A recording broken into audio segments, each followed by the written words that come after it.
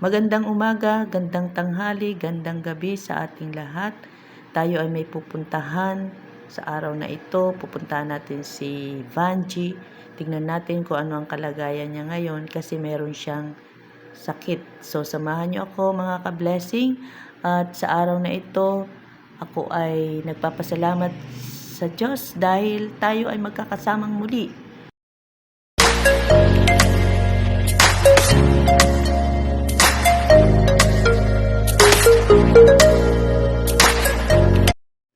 Gaya nga ng sinabi ko sa inyo, ang pupuntahan natin ay si Vanji. Nagkaroon siya ng sakit sa buto, TB sa buto. So masyado siyang nadidepress at na bibigatan niya ang kanyang loob. At nung nakausap namin siya, nung nakaraan, ay medyo naluagan na ang kanyang dibdib. So, kaya tayo pumunta uli sa kanya ngayon dahil bibisitahin natin yung sitwasyon niya, kung siya ay okay na dun sa nararamdaman niya. So, pinakilala natin syempre ang ating Diyos na buhay para siya naman ang makagaan sa loob niya, na pag nakilala niya ang Diyos ay hindi mahirap sa kanya yung kalagayan niya na doon sa karamdaman niya. Kasi mahirap talaga na aalagaan ka na baka ikaw ay ma-depress. So, naiiyak siya dahil nung una hindi niya talaga matanggap yung nangyari sa kanya. Dahil sabi nga niya, wala naman siyang kasalanan, wala naman siyang ginagawa sa kanyang kapwa, pero bakit daw siya? Yun ang tanong. So, kaya samahan niyo kami doon sa aming pag-uusapan ngayon, yung kaliwanagan o yung light. Dahil ito yung pangalawang bisita namin na ngayon pa lang siya makakarinig ng salita ng Diyos na aming ibabahagi ngayong araw na ito.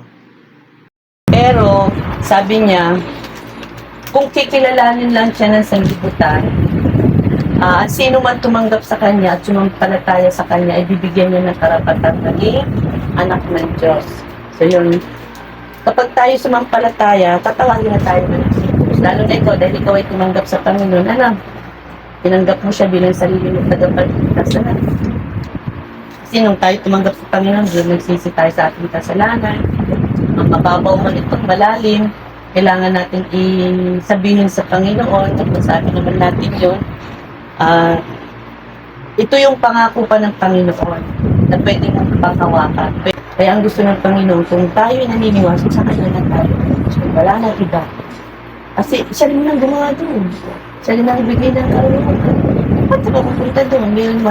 Kaya lang minsan sa atin, naiinip tayo. Gusto natin dalas-dalas agad tayong gagaling. Hindi tayo marunong mag-antay na para galing kita. Sabi na pagkakaya ka lang sa akin. Anak kita kaya hindi kita pagagalingin. Kasi ang question doon yung paniniwala. Diba pag punta ka doon sa albilan, naniniwala. Kasi pagagalingin ka. Pag punta ka sa Panginoon at naniwala ka, pagagalingin ka niyan. Pinaniwala ka nga doon sa tao, hindi pa kayo sa Panginoon na makapangyarihan sa lahat na lumikha ng langit at lupa. Nagpagaling doon sa mga bulag, nagpagaling doon sa pilay na nakalakad, nagpagaling doon sa ilang tao na dinudugo na marami na pera niya na sayang. Sabi doon sa Bible, pero isang libo niya sa laylayan, gumaling siya. Ganun din ang gagawin. Kailangan lang yung paniniwala natin, yung faith natin. Salamat sa Panginoon dahil yung chance, yung binigay sa atin, ganun kakamahal ng Panginoon. Ano mo ba yun? Siyempre, dahil ibig sabihin ay nakarating na salita sa inyo. So, yun na lang gagawin natin. Magpasalamat sa Panginoon. At salamat sa Diyos dahil na-bless ako doon sa sabi na naging peace of mind na tawag doon, kapayapaan. Yun yung sinasabi ng Panginoon, kapag kayo lumapit sa akin, ibibigay ko yung kapayapaan na hindi mo nararanasan. Yun eh. Kasi yung John 10:10, sabi ng Panginoon, yung magnanakaw, pumunta dito para nakawin ng health, yung kalusugan, nakawin yung kasipan, wala ang ginawa kung magtrabaho, para maging abala. Yun ang ninanakaw ng kaaway. Kaya mapalad tayo dahil tayo ay napili ng Panginoon para tayo ay manatili sa Kanya. So yun lang ang ating ngayon. Ang Panginoon ay liwanag. Siya ay nakapunta dito sa lupa na naparito siya para magliwanag ang ating buhay. Napako siya sa krus dahil sa ating kasalanan na tayo ay parang di masayang yung pagkapako ng Panginoon sa krus. Kasi yun ang binili tayo sa pinakamahalagang mahal na dugo. Mahal na presyo. Binili tayo sa presyo mahal. Kaya yun, nagsakripisyo siya para ibaba ang kanyang sarili. Para tayo ay makasama niya sa takdagpan. Mga ka-blessing, ang aming ngayong topic ay light pa din. Si Jesus Christ ay light ng buhay ng bawat tao. Kaya sino man dyan ang punong-puno na ng kadiliman sa buhay, lumapit lang tayo sa Panginoon at tayo makakatanggap ng liwanag. Gaya ni Banji, pinaubayan niya na lahat sa Panginoon. Hindi na siya nag-iisip na ng bagay. Kaya salamat sa Diyos sa kapayapaan binigay niya kay Banji sa atin.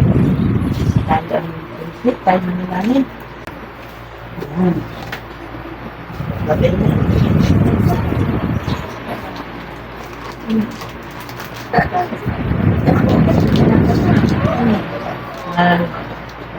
Gatas ka, umaga, tanghali, hanggang gabi. God bless you. Anuin mo na lang kung meron ka na ha. Para tuloy-tuloy ang pakikinig mo na salita ng Panginoon. Kung baga punong-puno ka na salita ng Panginoon. Punong-puno na salita ng Panginoon. Mga ka-blessing, kami tapos na po. Uwi na po kami. God bless you all. Lahat ng nakapanood, pagpalain po kayo ng Panginoon. Bye! Salamat sa inyo. Okay.